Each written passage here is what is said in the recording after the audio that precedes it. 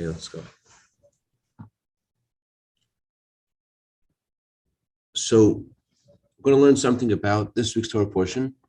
Rashi always addresses every time there's a question on the simple meaning of the Torah. Are you with me? Okay, good.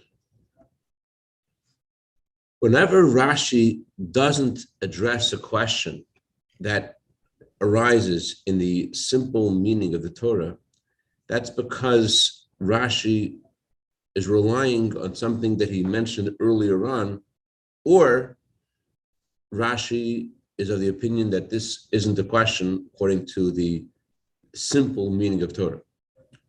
So in the story of this week's Torah portion, where Yosef finally announces his identity to his brothers, the Torah says that Yosef told them, "I am Yosef. Is my father still alive?" So many of the commentators have an issue with Yosef's question, "My father's still alive," because the whole discussion that has been going on till now between Yosef and Yehuda is that Yehuda has been telling Yosef, "I need to bring Binyamin back home because if I don't, my father may die."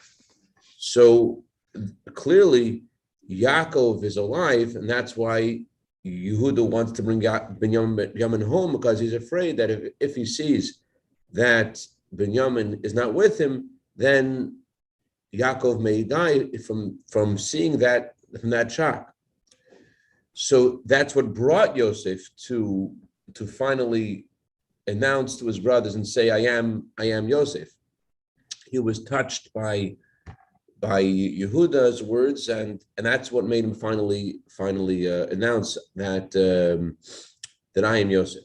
So why is he asking, "Is my father still alive?" when they've been discussing Yaakov the whole time? Another question. We don't find Yosef being responded to. We don't find them saying to him, "Yes, our father is still alive." It says in the Torah that his brothers couldn't answer him because they were so shocked. And Yosef tells them to come closer. And then Yosef says, "I am Yosef, your brother, who you sold to Egypt."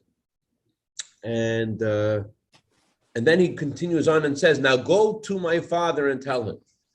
So there's no point where they answer that question. And it must be that he knew the answer. Because if he didn't know the answer, how come he continues on without them answering and says, "Go to my father"? So certainly Yosef knew that his father was alive. So the question is, what was he asking? So the Barbanel explains like this. He says that Yosef wasn't interested in knowing the answer to his question. Yosef knew his father was alive. Rather, he wanted to enter a conversation with his brothers, knowing that his brothers will be shocked and they'll be embarrassed when they hear that he is Yosef. So he was looking for a way to get into a conversation about other things. So the first thing to talk about was their father. He was going to ask about other members of the family, but he couldn't ask about anybody else because they were so shocked. But his intent was to, just like, it sounds similar to the story of the sin of the tree of knowledge, where God asks Adam, "Where are you?" And Rashi says he knew where he was. He was only asking that question just because to end the conversation. So possibly we could say that Rashi also understands this in the Torah. Oh, Rebbe actually quotes the story of Adam and Eve, and also the story about Cain and Havel, where God asks Cain, "Where's your brother?" So it was meant to begin a conversation. But this is not so smooth as an explanation in this part of the Torah. While this works in other parts of the Torah, here it doesn't. The reason it doesn't is because after the long conversation between Yehuda and Yosef about Binyamin and how this may affect Yaakov, it wouldn't make sense to suddenly begin the conversation about asking about Yaakov. It would have made more sense to say, "Hey, how's your children? How many children do you have?" Or something else about their family, not to go back to Yaakov, who has been the subject of the conversation the whole time. You might be able to answer that the language of Yosef, Ha'od Avichai, he adds the letter Hey at the beginning. He doesn't say Od Avichai, but Ha'od Avichai. You might say that it wasn't a question, rather it was an incredulous statement. As Rashi said earlier about Cain's statement, Hashomer Achi Anochi, when God asks Cain, where is your brother? Cain says, am I my brother's keeper? It was a rhetorical question. It was making a statement. How am I supposed to know? Hashem Achi Anochi, am I my brother's keeper? So too over here possibly could say that Yosef was wondering and saying, wow, is my father still alive?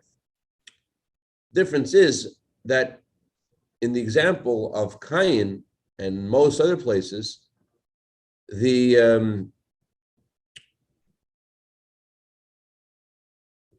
when Cain says, am I my brother's keeper, he meant to make a point with his rhetorical question, saying, I'm not my brother's keeper. But in this situation, Yosef is asking a question and not making a statement. Yosef knows that Yaakov is still alive, but it makes him wonder, like, wow, it's amazing. But not like he's sure he's not alive. Like when Cain said, is my brother's keeper, he meant to say, I'm not my brother's keeper. When Yosef is asking, is my father still alive? It's more of an incredulous statement. Wow, is my father still alive? But that's how you might want to answer this question. That Yosef was saying, it's amazing that Yaakov is still alive. It's amazing my father's still alive. Wow. But that doesn't really fully address our question for a couple of reasons. Number one, how old was Yaakov at that time? Yaakov was 130 years old, a lot younger than Abraham and Yitzchak when they passed away. So what's so surprising about the fact that his father's still alive? And the main question is, what's the flow in his sentence? He says, I am Yosef. Then he says, is my father still alive? What's the connection? Number three, why did Yosef have to relay his wonder to his brothers? A lot of things you wonder about, you don't bring them up in conversation. And the same moment that he says, I am Yosef, right away, that same moment, he has to tell them how he is surprised that Yaakov's still alive. Wow, amazing. Is that's still alive? Why is that important for them to know that he has this question? If he had a question, so then that's the number one thing that will be on his mind. If there's a question that he had, so then that will make sense, because that's the thing he cares about most, is that's still alive. But if, as we're trying to say, that Yosef wasn't asking a question, but he knew he was alive, and he was just wondering about this, so why was it so necessary to say this to his brothers as soon as he announced that he is Yosef? Why do you have to mention his wonder to them? So the answer is like this, a simple answer. Rashi said earlier, when Yaakov discovered that Yosef, what he was told, that Yosef was killed, it says in the Torah that Yaakov refuses to be comforted. And the reason he refused to be comforted is because, it says in the Talmud, a person cannot become comforted for someone who is alive when he thinks that they have passed away.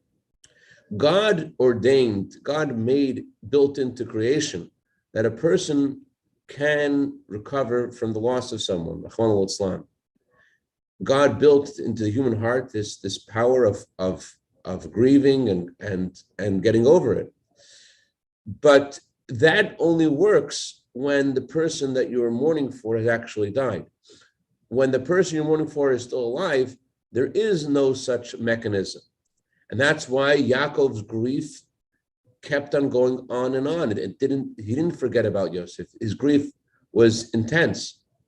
And this is what Yosef was saying to his brothers. I am Yosef, and because I am alive, there is a real question over here. Wow, how could it be that Yaakov is still alive? Since I'm alive, that means that for 22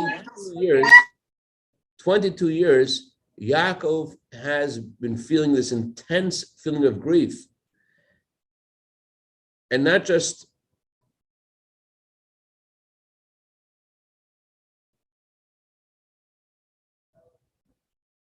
Yaakov had an intense grief for the loss of Yosef, who he loved more than all of his other children.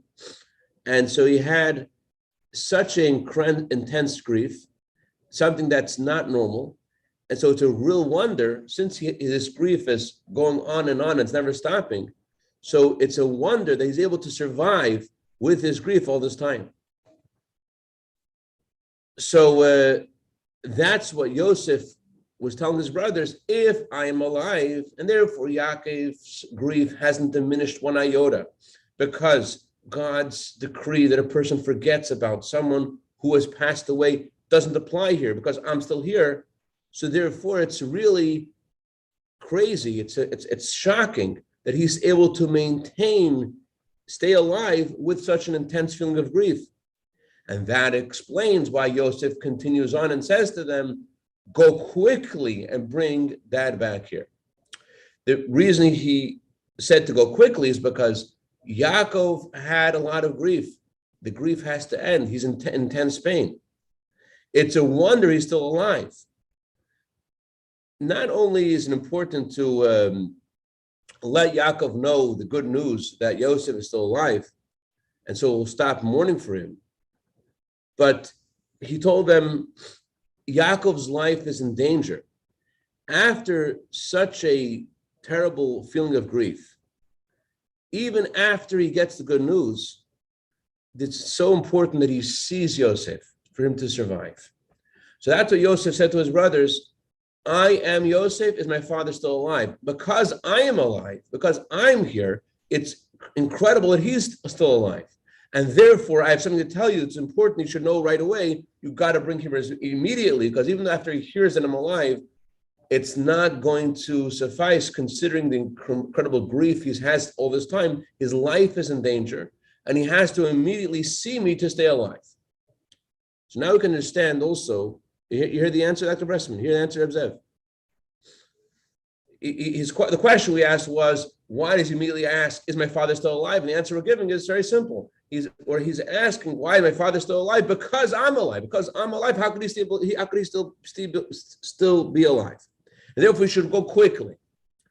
And that's why Yosef speaks at such a length in his instruction to his brothers. He says, before he tells his brothers to go quickly and bring his father to Egypt, he said 3 times, God has sent me here to give you food.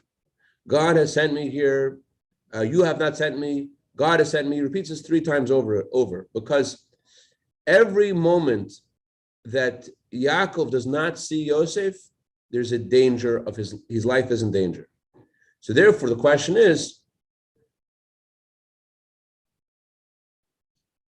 why doesn't Yosef go to Yaakov and see Yaakov? If his life is indeed in danger, so instead of Yosef asking them to bring Yaakov to him, Yosef should go to Yaakov. Besides the fact that because of the mitzvah of honoring your father and mother, it would make more sense for him to go to Yaakov, especially because it'll be a lot quicker, considering how old Yaakov was at the time, for Yosef to go to Yaakov and for Yaakov to go to Yosef. So it would have been a lot quicker for Yosef to go to Yaakov. Why is Yosef insisting Yaakov come to him? That's why Yosef introduces his request that they bring Yaakov to him with saying several times, I cannot go. The reason I'm unable to go is not my decision, it's not my desire. God has placed me here. I'm not allowed to go. I am supposed to supply food for the entire world. I'm not allowed to go. Yosef's position was critical for the survival of the whole world. So therefore, he has no permission from God to leave.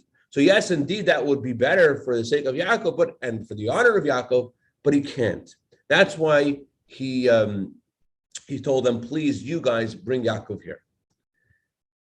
There's another point over here about Yosef's insistence that they go quickly to bring Yaakov.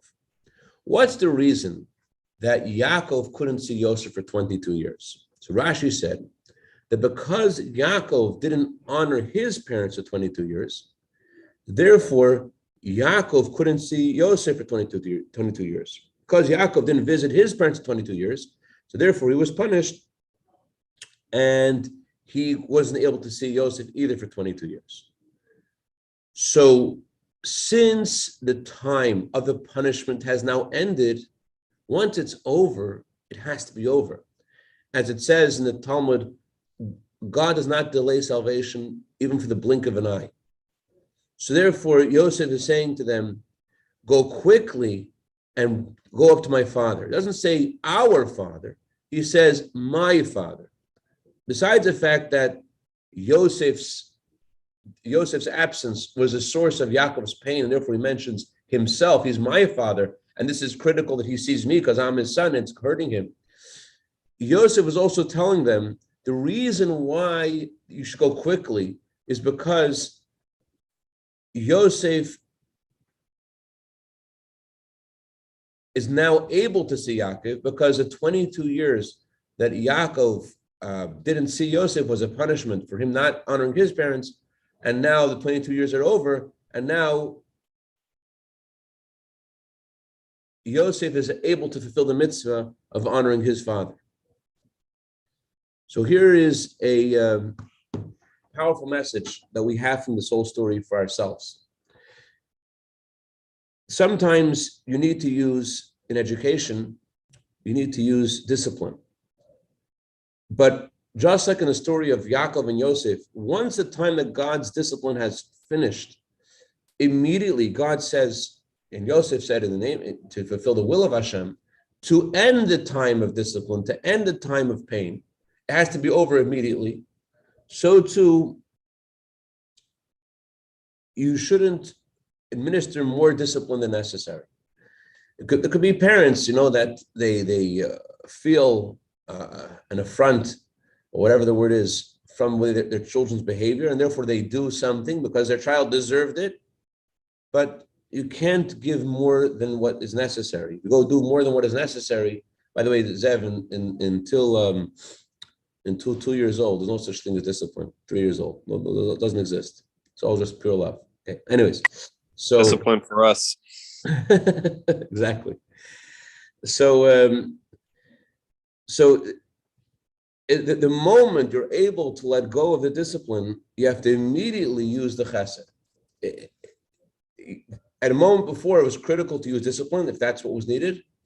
But the moment that's finished, you have to right away turn gears and use the right hand and bring close. You can't do a second extra of discipline. Discipline is a thing, but it can't be an extra moment of that. It's a negative energy that it's only there for, in other words, love and kindness is something that's good, and that's always good. But discipline has it's not a good thing. It's a necessary thing, and only is supposed to be there as much as needed, not a second more. So similarly now with our presence in the exile, the moment it's time, we're not going to be an extra second, chas v'shalom.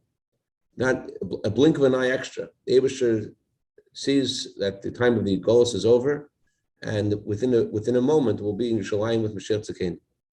And any questions or comments? All right. A great day, guys. Yeah, go ahead. Hey, you want to say hi to Nissan? Oh, you're in. You're still there. Yeah. Hello. Shalom aleichem.